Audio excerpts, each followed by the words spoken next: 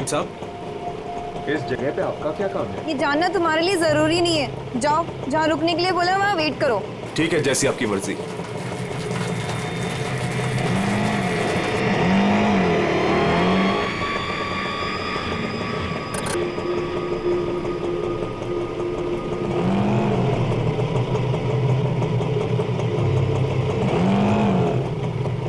अरे तुम गए नहीं अभी तक, जाओ। जी मेम साहब।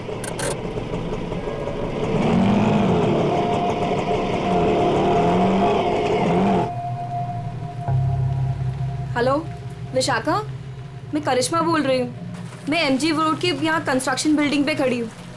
मुझे तुमसे तुम्हारी शादी के बारे में बहुत ज़रूरी बात करनी है।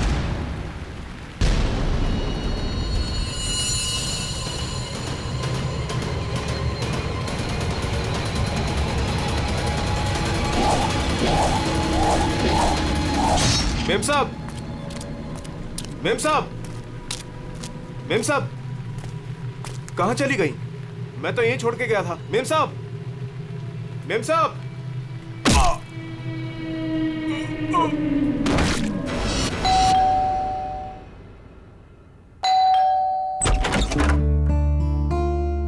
अरे आप इतनी जल्दी आ गए ऑफिस से? हाँ, आज काम कुछ कम था। ये लो, आते आते तुम्हारे लिए कुछ साग सब्जियां लाया हूँ और इसे फ्रीजर में रख दो।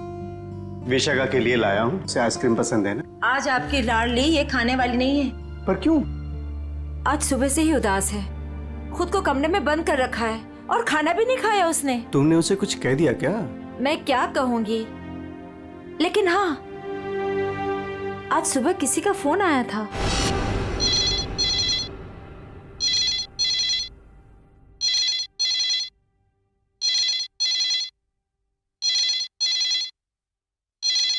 हेलो। हेलो, विशाखा बोल रही हो? जी हाँ, विशाखा बोल रही हूँ। देखो, मुझे तुमसे बहुत ज़रूरी बात करनी है। ये बात तुम्हारी शादी के बारे में है। शादी? कौन सी शादी? मुझे इस बारे में कोई बात नहीं करनी है। प्लीज मुझे दोबारा कॉल मत कीजिए।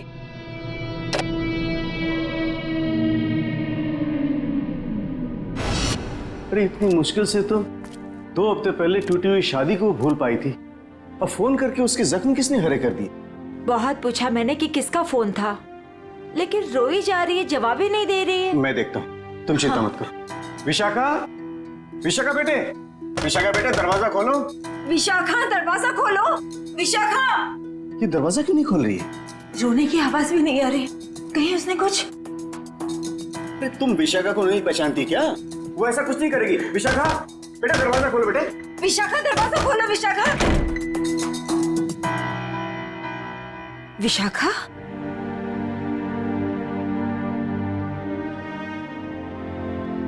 विशाखा बेटे, वो शादी वाले फोन कॉल से चिंता में है ना तू? हाँ पापा, काश मैंने उस गलत लड़के से शादी की जिद न की होती। मेरी वजह से आप लोगों को कितना अपमान सहना पड़ा। अरे नहीं बेटी, ऐसा कुछ नहीं है।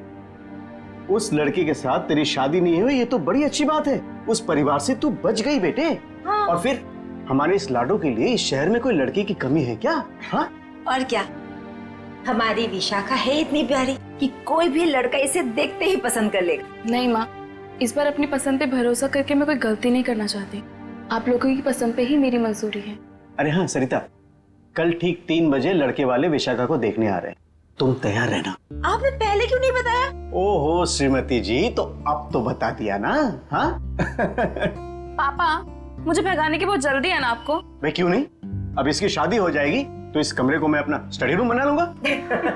अच्छा, तो मैं भी अपना रूम लॉक करके जाऊंगी ससुराल।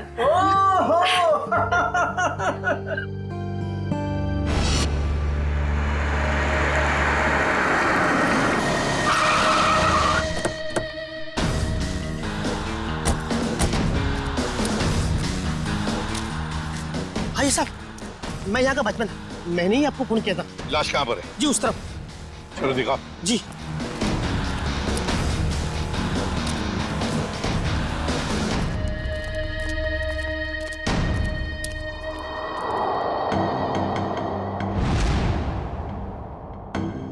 ये ईंटें निकालो।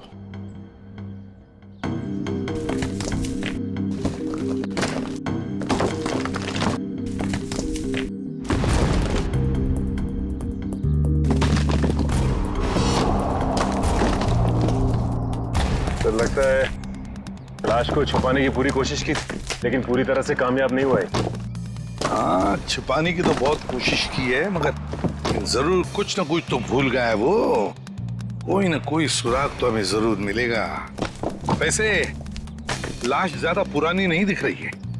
एक काम करो, बाहर निकालो इसे आराम से, संभल के।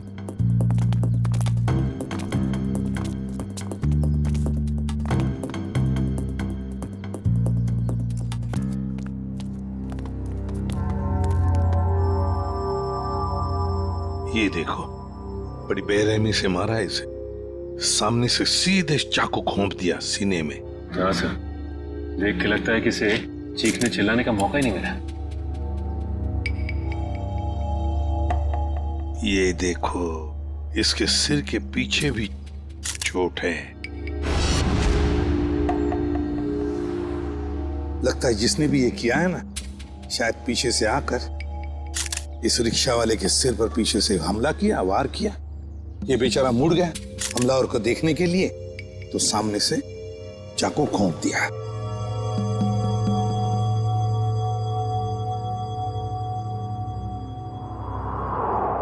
जेब में कुछ भी नहीं। लेकिन सर, कोई रिक्शा वाले को क्यों मारेगा? फ्रेडी, इस रिक्शा वाले को पैसे के लिए तो कोई नहीं मारेगा। हो सकता है इस रिक्शा वाले का किसी के साथ झगड़ा वगड़ा हुआ होगा या आपसी दुश्मनी हो, लेकिन अगर इसकी लाश यहाँ पर है, रिक्शा कहाँ पर होगी?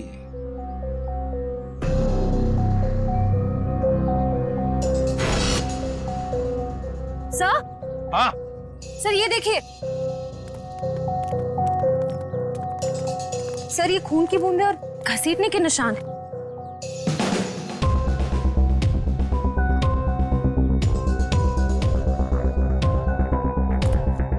ये देखो, लगता है जिसने भी ये किया है, इस रिक्शा वाले को यहाँ से घसीट कर वो लेकर गया वहां ईंटों में छुपाने के लिए। वो क्या है?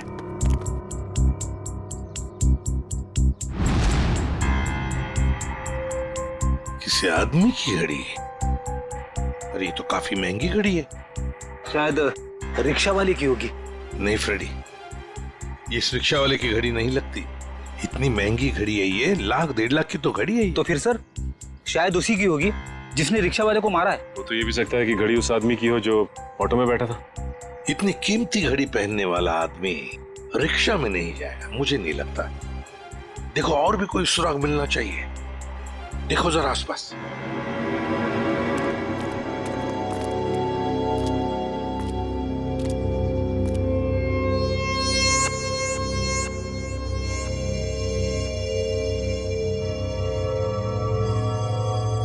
अरे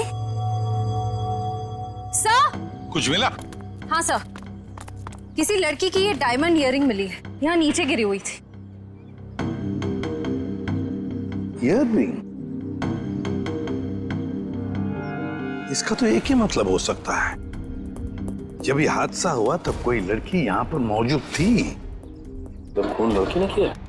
सचिन, पता नहीं खून किसने किया, लड़की ने या और किसी ने, लेकिन एक बात तो जरूर है कि ये लड़की उस रिक्शा वाले के साथ मौजूद थी। सर, हो सकता है ये लड़की उस ऑटो वाले की सवारी थी।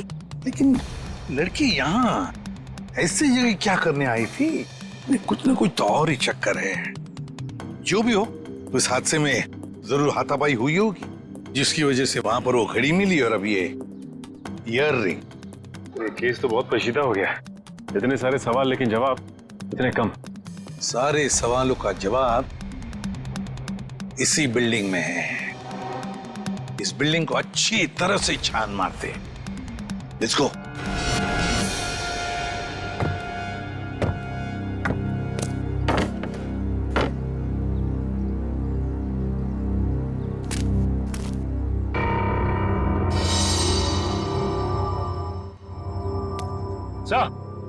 हाँ सचिन, क्या हुआ? ये देखिए, सीढ़ियों पे खून की बूंदें। हाँ, ये देखो। सर ये तो बहुत ही अजीब बात है, लाश वहां पर और खून की बूंदें यहाँ। मुझे तो कुछ और ही आ रहा है दिमाग में। कहीं और एक लाश तो नहीं इस बिल्डिंग में? ऊपर चलकर देखते हैं, देखते ये खून के धब्बे कहां तक है।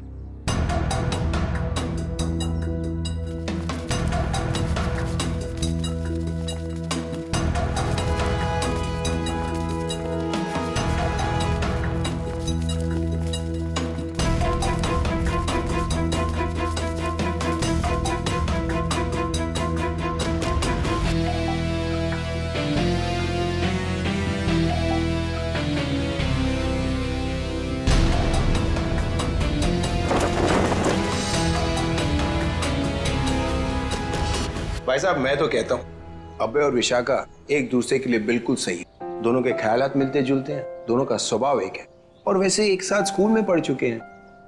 बेटा तुमने हमें बताया नहीं कि तुम अभय को पहले से जानती हो? नहीं पापा, अभय मेरी क्लास में नहीं थे। वो क्या है ना अंकल, हम दोनों की क्लासेस सेम थी पर सेक्शन अलग अलग थे। आप सेक्शन ए में थी और मैं सेक्शन सी में था। बात यह है ना जी, अभय के लिए एक से बढ़कर एक खानदान से रिश्ते आ रहे हैं, लेकिन इससे मना कर दिया है। स्कूल के वक्त से ही आपकी बेटी से प्यार करता है, लेकिन कह नहीं पाया, इसलिए आज मुझे आना पड़ा कहने के लिए। पापा प्लीज, आप मुझे एम्बैरेस कर रहे हैं। नैना और अनुष्का कैसे हैं? स्कूल टाइम से तुम्हारे बेस्ट फ्रेंड हुआ करते थे वो लोग। हाँ, नैना भी बेंगलोर में जॉब कर रही है और अनुष्का की रिसेंटली शादी हो गई है मसूरी में। सुना है बहुत ही खूबसूरत जगह है वो। जी। वैसे तो साउथ अफ्रीका भी बहुत ही सुंदर जगह है। 25 साल पहले हमने हमारे हीरो का बिजनेस वहां शुरू किया था और आज यहाँ तक ले आए उसे। आप लोग बैठिए, मैं आप लोगों के लिए चाय वगैरह लेकर आती हूँ। आप लोग बैठिए, हम आते हैं।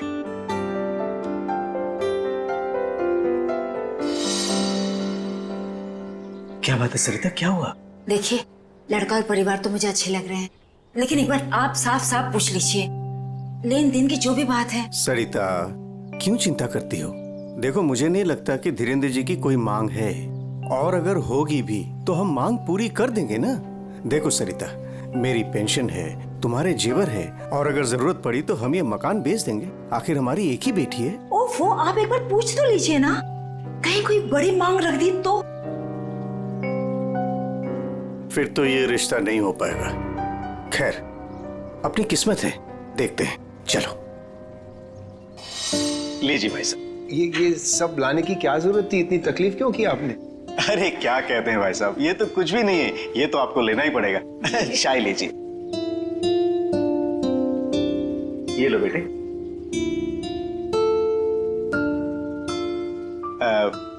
भाई साहब अगर आप बुरा न माने तो कुछ देर हम लोग बाहर चल के आपस में बात कर लेते हैं। अरे इतने में बच्चे भी एक दूसरे से बात कर लेंगे। अरे ये तो बहुत अच्छी बात है, चलिए।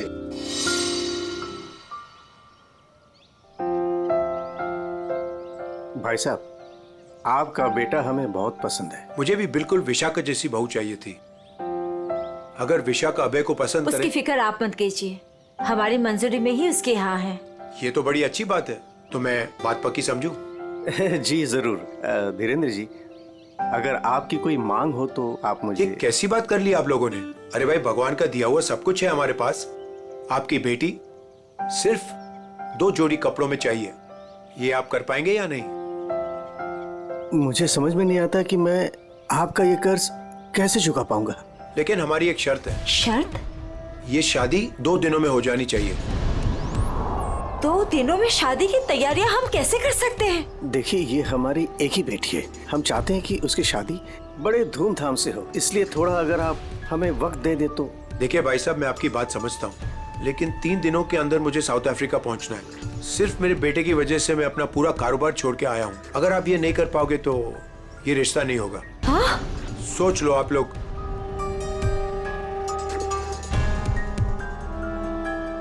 ठीक है भाई साहब, ये शादी परसों ही होगी। ये तो बहुत अच्छी बात है, मुबारक हो।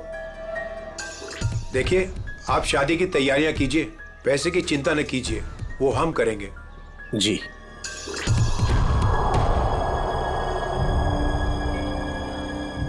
कैसे? तुम चिंता मत करो सरिता, भगवान की जो मर्जी है वही होगा। चलो शादी की तैयारी करते हैं।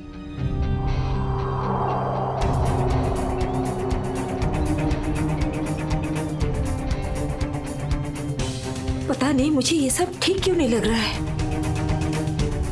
शादी ब्याह जैसी चीज जल्दबाजी में करना, कहीं हम गलत निर्णय तो नहीं ले रहे?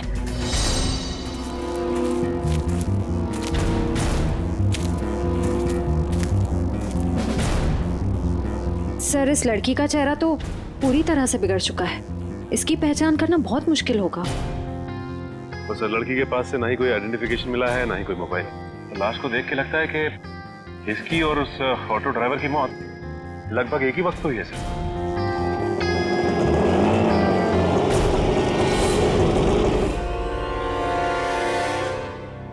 सर, ये लावारिश रिक्शा यहाँ से थोड़ी दूर पे खड़ी हुई थी, लोगों ने मुझे बताया। और सर, ये रहे रिक्शा के पेपर्स।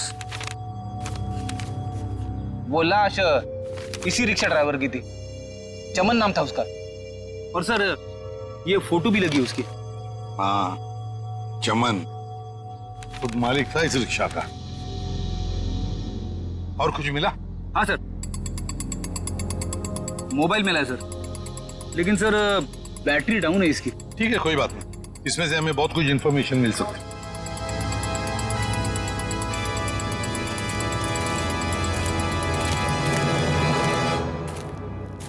वॉचमैन होना यहाँ के कैसी ड्यूटी करते हो?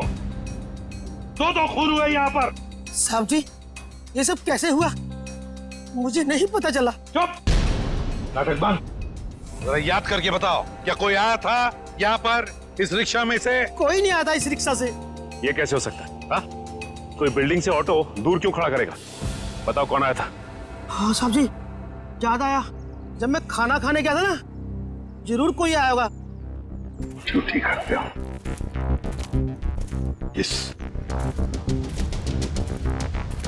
इस चमन की पूरी कुंडली निकालो।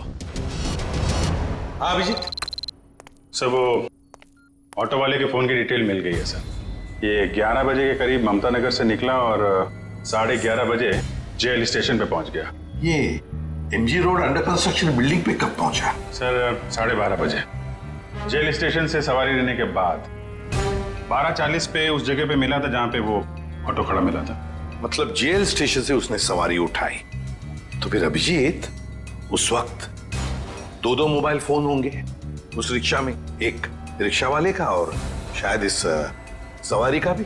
हाँ सर, मोबाइल कंपनी वालों ने बताया कि रिक्शे वाले के मोबाइल के साथ साथ एक और मोबाइल ट्रैवल कर रहा था। जयवंती और पेटी लगे हैं उसका डिटेल निकालने में। चलो अच्छा। अब देखना यह है कि सर वो सवारी विक्टिम थी या मुजरिम।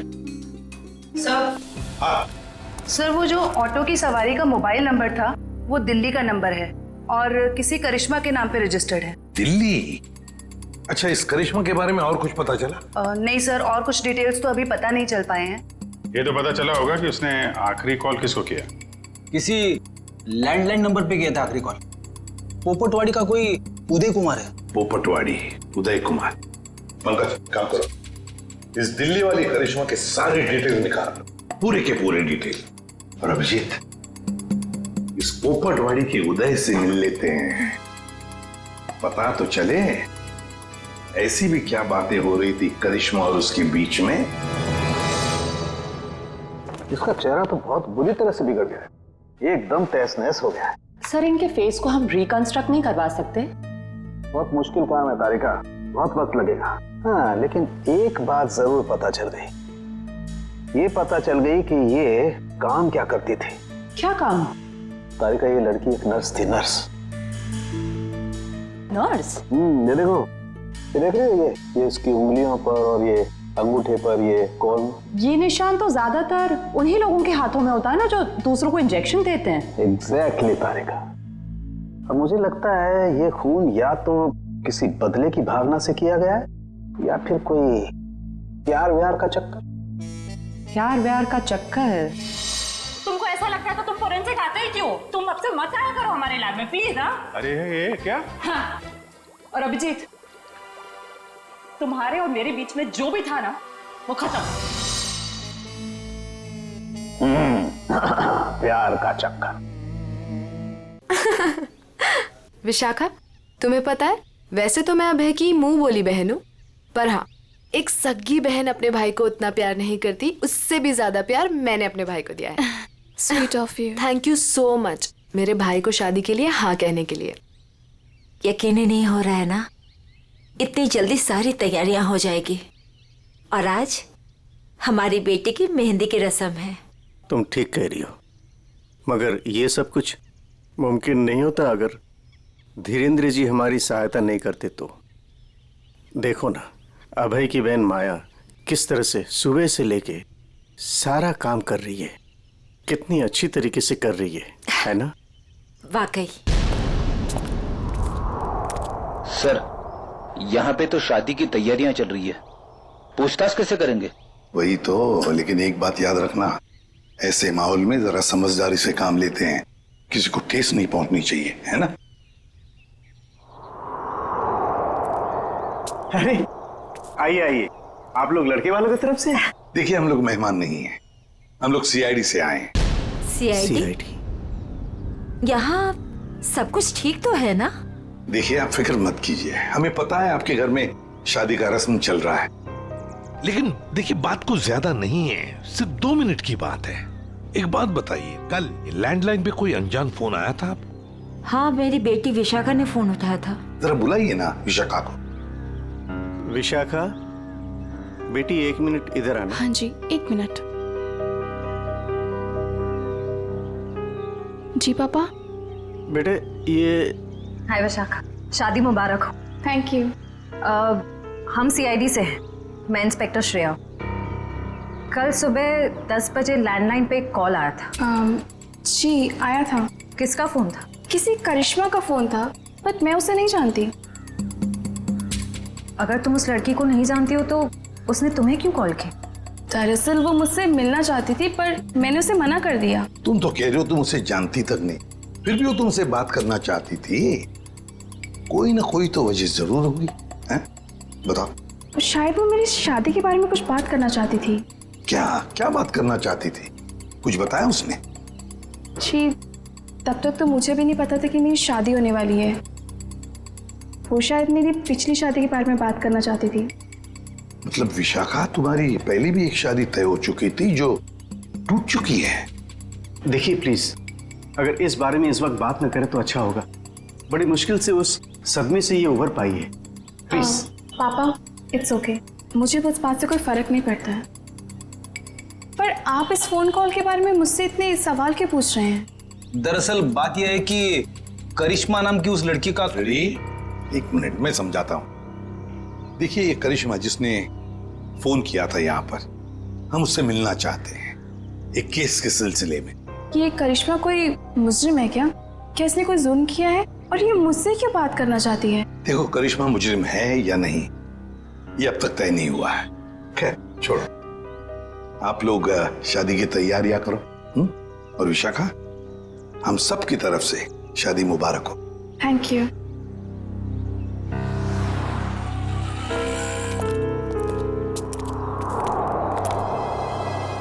हेलो, सुनो, सब गड़बड़ हो गया है यहाँ। सीआईडी आ गई है। हाँ जी, क्या हाल है बॉस? फिर से बन गया चेहरा? अरे चेहरा बनने में टाइम लगता है ना यार। और कितना टाइम चाहिए तुझे? मैं बोल रहा था तारे का, प्रद्युमन जैसे ही मेरी शक्ल देखेगा पीछे पड़ जाएगा। कितना टाइम लेगा चेहरा बनाने में? यार इतना सा काम है साउंड के। वैसे एक बात बताओ, आप लोगों को वाकई कुछ पता नहीं चला उस लड़की के बारे में? हमें इतना तो पता चल चुका है कि उस लड़की का नाम करिश्मा है और वो दिल्ली की रहने वाली थी। और अगर मैं ये बताऊं कि करिश्मा एक नर्स थी तो? सर, उस करिश्मा के बारे में नई बात पता चली सर। क्या? वो दिल्ली में 10 स्टार हॉस्पिटल में नर्स है। लो, ये बात अब बता रहे हैं, मैं कब की बता चुका ये बात। 10 स्टार हॉस्पिटल दिल्ली। वाह यार अभय, बड़ी सुंदर दुल्हन मिली है तुझे, सच्ची। पता नहीं कहाँ से किस्मत लिखा के लाया है। अरे वो कहते हैं ना, लंगूर के हाथ में अंगूर। एग्जैक्टली।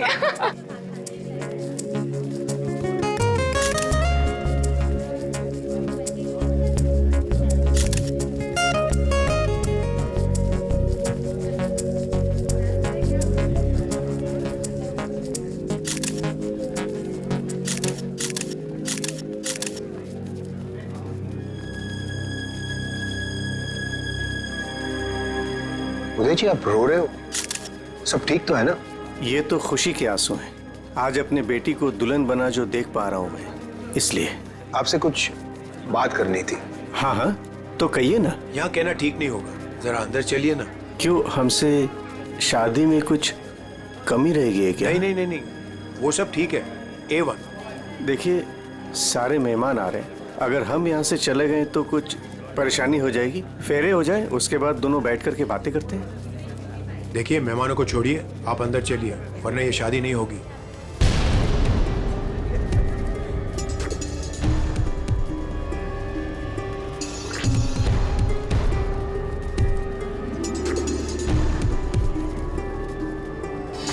आइए उदय जी।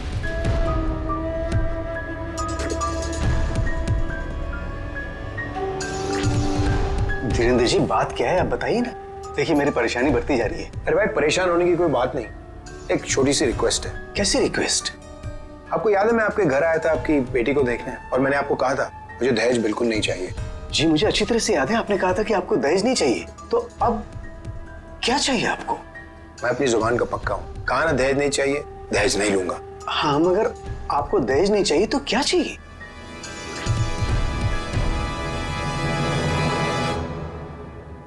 Kidney kidney kidney.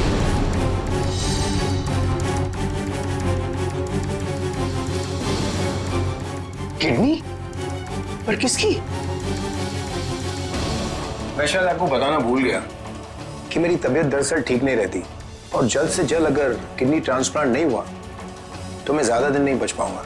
Kidney transplant? देखिए, आपकी बेटी की शादी है और कुछ ही दिन बाद उसका ससुर यानी कि मैं मर जाए तो आपको कैसा लगेगा? पर धीरेन्द्र जी, मैं अपनी किडनी कैसे, मेरा मतलब। मैंने पूरा पता लगा लिया है, हम दोनों की किडनीज मैच होती हैं। अच्छा, तो इसका मतलब ये शादी ब्याह ये सब ढोंग है।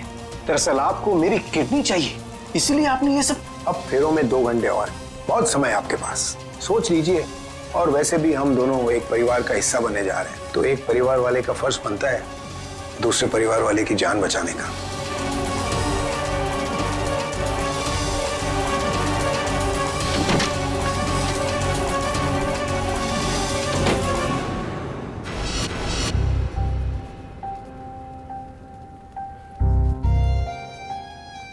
आपको दहेज नहीं चाहिए तो क्या चाहिए?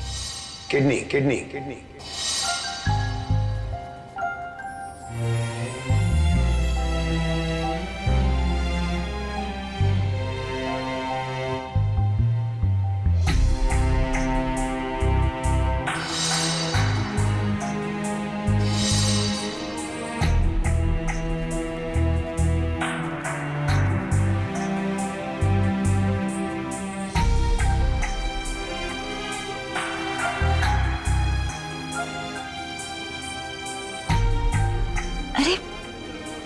चले गए थे आप? कुमार साहब आए हैं अपनी पत्नी के साथ, वो आपको ढूंढ रहे थे। सरिता, आओ मेरे साथ, 2 मिनट तुमसे बात करनी है। चलो।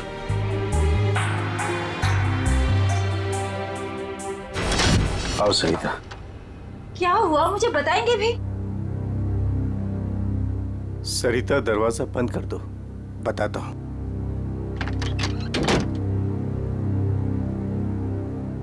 अभी तो बताइए, मुझे बहुत घबराहट हो रही है। धीरेन्द्र जी ने मुझसे कुछ मांगा है। पता था मुझे कि ये शादी दहेज लिए बिना हो ही नहीं सकती। वैसे कितने पैसे मांगे हैं उन्होंने? नहीं, उन्होंने मुझसे पैसे नहीं मांगे। तो फिर? सरिता, उन्होंने मुझसे मेरी किडनी मांगी है। किडनी? हाँ सरिता। हे भगवान, इसका मतलब ये सब शादी वादी ढोंग है। वो आपकी किडनी लेना चाहते हैं? मुझे भी यही लग रहा है। ये अचानक से उनका मेरे घर आना, फिर 2 दिन में शादी, और अब ये सब कुछ। सरिता, मुझे तो इसमें बहुत बड़ी साजिश लग रही है। तो क्या अब हमारी विशाखा की शादी फिर से टूट जाएगी? अगर मैंने किडनी नहीं दी तो ऐसा ही होगा। ना सरिता, तुम मत रो।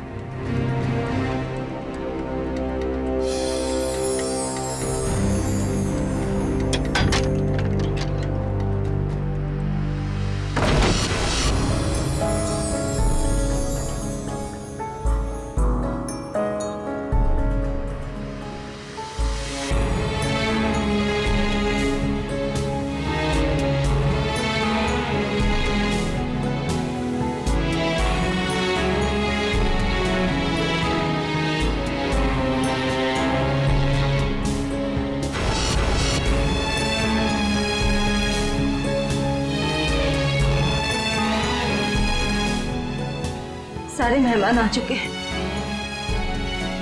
और अगर इस बार भी हमारी विशाखा की शादी नहीं हुई तो वो पूरी तरह टूट जाएगी। एक जख्म तो वो पहले ही खा चुकी है, लेकिन अब दोबारा वो बर्दाश्त नहीं कर पाएगी। मैं जानता हूं सरिता, तुम ठीक कह रही हो, इसलिए मैंने सोच लिया है मैं अपनी किडनी दूंगा। हाँ सरिता। नहीं, अगर आपने किडनी दे दी तो आपका क्या होगा? मुझे कुछ नहीं होगा सरिता। और वैसे भी इंसान के शरीर में 2 किडनियां होती है जिससे उसका शरीर चलता है, लेकिन फिर भी इंसान एक किडनी के सहारे जी सकता है। मुझे ये सब कुछ ठीक नहीं लग रहा है। अगर कुछ ऊंच नीच हो गई तो मैं आपको खोना नहीं चाहती हूँ। नहीं सरिता, मुझे कुछ नहीं होगा, और अगर मुझे कुछ हो भी गया तो कम से कम मेरी आत्मा को ये सोचकर संतुष्टि तो मिलेगी ना कि मैंने अपनी बच्ची की खातिर उसके पैदाइश से लेकर के उसकी शादी तक सब कुछ किया। प्लीज।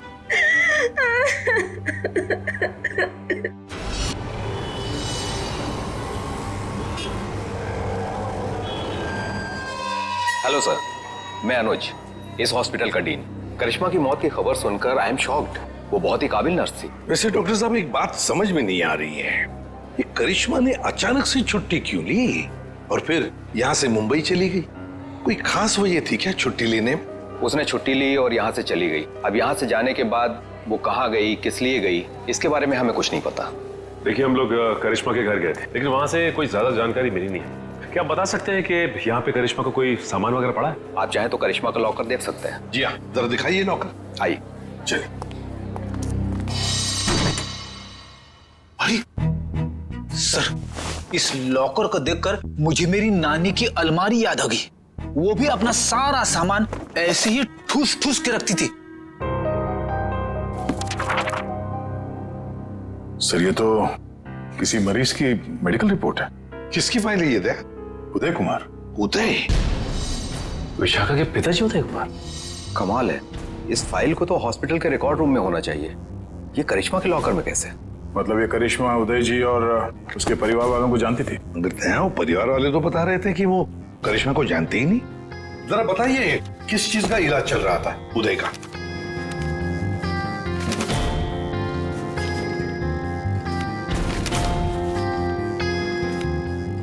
क्या डॉक्टर साहब, आपके चेहरे का रंग उड़ा हुआ क्यों है? उदय जी को फूड पॉइजनिंग थी और उनके सारे टेस्ट किडनी के करवाए गए हैं। क्या? यार ये क्या चक्कर है? नहीं दया, कुछ न कुछ तो गड़बड़ जरूर है, कुछ न कुछ तो गड़बड़ है।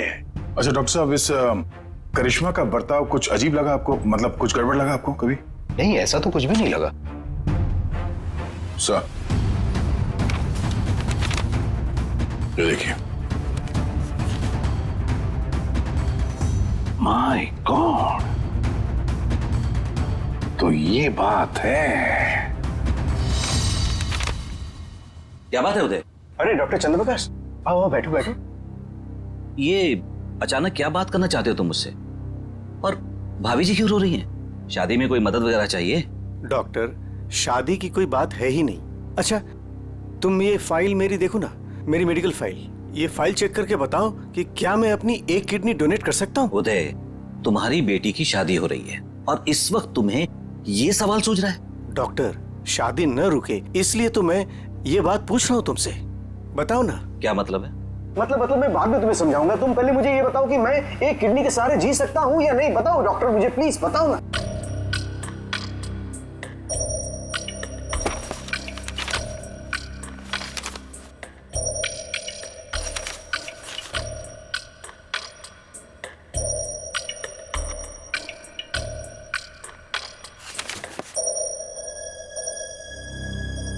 डॉक्टर, रिपोर्ट ठीक तो है ना? क्या हुआ चंद्रप्रकाश, बताओ ना कुछ मुझे। क्या किडनी देना जरूरी है? बस तुम इतना ये समझ लो कि किसी के जिंदगी और मौत का सवाल है। देखो, अगर मैंने किडनी डोनेट नहीं की ना तो मेरी बेटी की शादी रुक जाएगी। देखो उदय, तुम्हारी ये किडनी पहले से ही खराब है। क्या? सरिता, मुझे तो आज तक ये प्रॉब्लम कभी महसूस ही नहीं हुआ। कैसे किडनी फेलियर हो सकता है? क्योंकि उदय, तुम्हारी बॉडी दूसरी किडनी से फंक्शन कर रही है। आई एम सॉरी, अगर तुमने ये दूसरी किडनी भी डोनेट कर दी तो क्या? तो तुम्हारा बचना नामुमकिन है। किडनी डोनेट करने के लिए तुम मेडिकली फिट नहीं हो। देखो, ऐसा मत कहो डॉक्टर, मुझे ये किडनी दान करनी ही पड़ेगी किसी भी हालत में। डॉक्टर प्लीज जरा चेक करके बताओ, कोई तो रास्ता निकालो। देखो उदय, फाइनल डिसीजन मैं नई रिपोर्ट के आने के बाद ही दे पाऊंगा, लेकिन इस रिपोर्ट के मुताबिक किडनी डोनेट करना मतलब मौत को दावत देने जैसा है।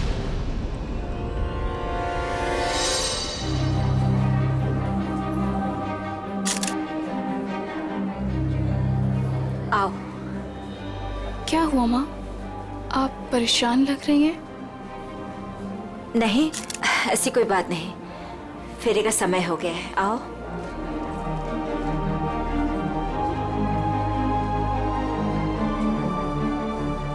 अरे उदय जी, आप ही को ढूंढ रहा था। फेरे लगवाएं या फिर मैं बारात वापस? जी नहीं, बारात वापस ले जाने की नौबत नहीं आएगी। मुझे पता था आप बड़े समझदार इंसान हो, सही डिसीजन लिया। और वैसे आप अपनी बेटी को इतना प्यार जो करते हो, आइए। यकीन नहीं आ रहा है दया, शादी के नाम पे ऐसी सौदेबाजी।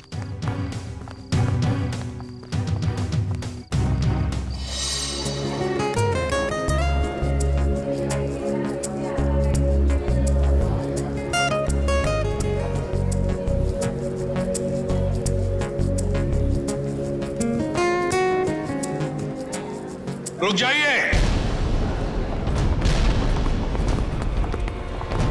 सरिता जी। जी। उदय जी कहाँ है? वो तो यही। कहाँ है उदय जी? यही तो थे, कहाँ चले गए? आप लोग यहाँ फिर से, क्या हुआ? हमारा उदय जी से बात करना बहुत जरूरी है, जरा बुलाइए उन्हें। उदय जी। उदय जी। कहाँ गए उदय जी? बुलाइए। मम्मी, पापा कहाँ चले गए? आपके पापा कहाँ हैं? इसका जवाब अब ये देंगे धीरेन्द्र जी। क्यों धीरेन्द्र जी, जवाब देंगे ना? मुझे कुछ नहीं पता।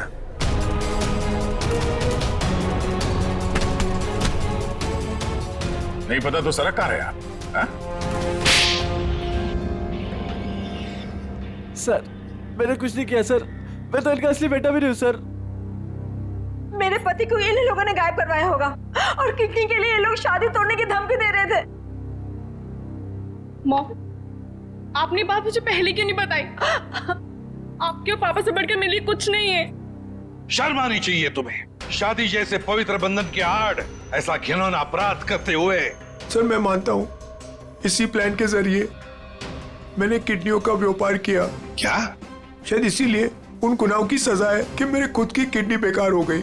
लेकिन इस बार सर, मैं खुद की जान बचाने के लिए कर रहा था। इसके लिए किसी और की जान चली जाए।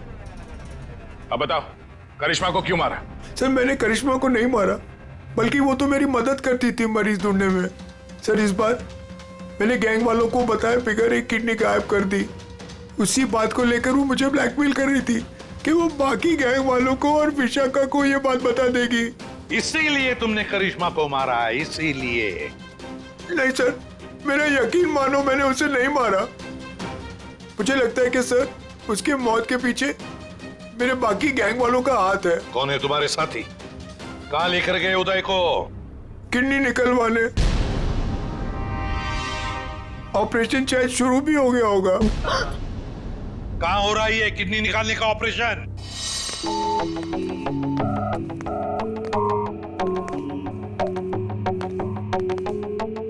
चल डॉक्टर, ऑपरेशन शुरू कर।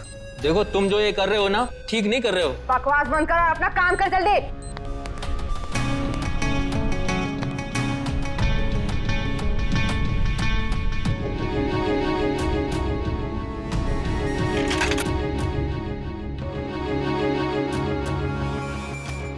जल्दी करना।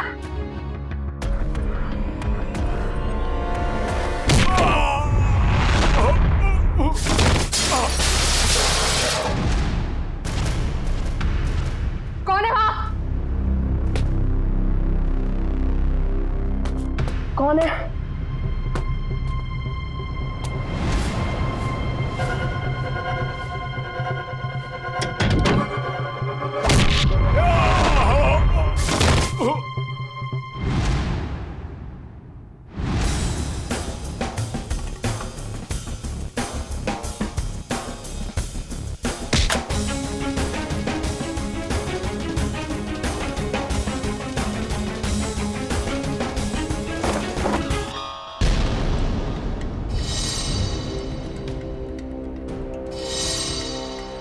अपने जुर्म का इनाम तो लेती जाओ।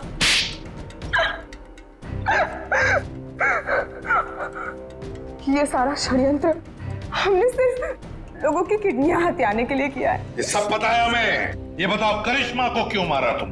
क्योंकि करिश्मा हमें धोखा दे रही थी। लेकिन तुमने करिश्मा का खून किया, ये बात तुमने धीरेन्द्र से क्यों छुपाई? ताकि जब धीरेन्द्र किडनी ट्रांसप्लांट के लिए ऑपरेशन थिएटर में आए तो वहां उसे आराम से मार सके, ताकि वो खून ना लगकर एक हादसा लगे। और उदय की किडनी तुम ऊंचे दाम में बेचना चाहती थी, क्योंकि उदय का blood group Bombay blood group है, एक रेयर ब्लड ग्रुप है ना? यही प्लान था सर, लेकिन आप सीआईडी वालों की वजह से वो सब चौपट हो गया। करिश्मा का खून और कितने सारे मासूम लोगों की किडनियों की चोरी, तुम्हें तो फांसी ही होगी। इतना काफी है तुम्हें फांसी के फंदे तक पहुंचाने के लिए। जयवंती, ले जाओ इसे। सर।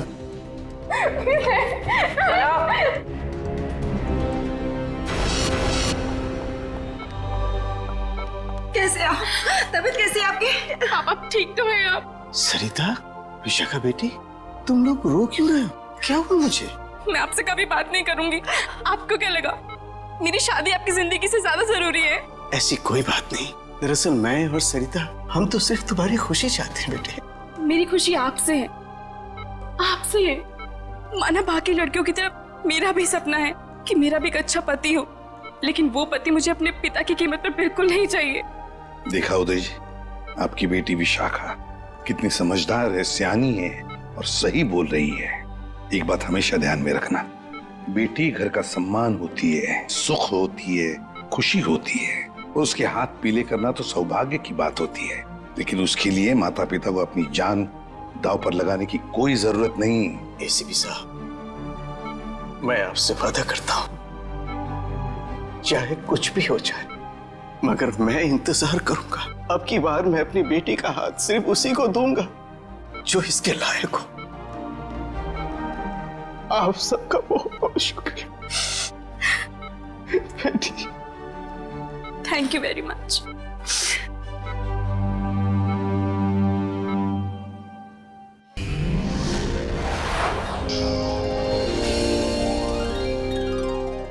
ऐसे और भी मजेदार वीडियो के लिए हमारे चैनल को लाइक, शेयर और सब्सक्राइब करें।